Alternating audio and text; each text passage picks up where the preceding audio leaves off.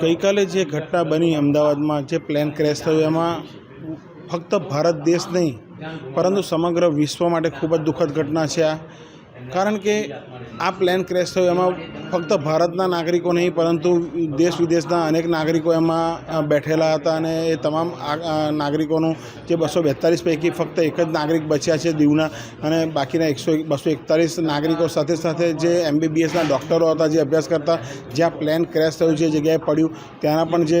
વિદ્યાર્થીઓનું અવસાન થયેલું છે, તમામ જીવાત્માને મોક્ષ ગતિ પ્રાપ્ત થાય અને એમની જીવાત્માને શાંતિ મળે તે માટે આજરોજ વડોદરા વકીલ મંડળ દ્વારા શોક સભાનું શ્રદ્ધાંજલિ પાઠવવા આયોજન કરેલ છે, જેમાં મોટી સંખ્યામાં વડોદરા વકીલ મંડળના વકીલશ્રીઓ તેમજ વડોદરા વકીલ મંડળના હોદ્દેદારો હાજર રહી આ તમામ જીવાત્માને મોક્ષ ગતિ પ્રાપ્ત થાય અને તેઓની આત્માને શાંતિ પ્રદાન કરે એ માટે ભગવાનને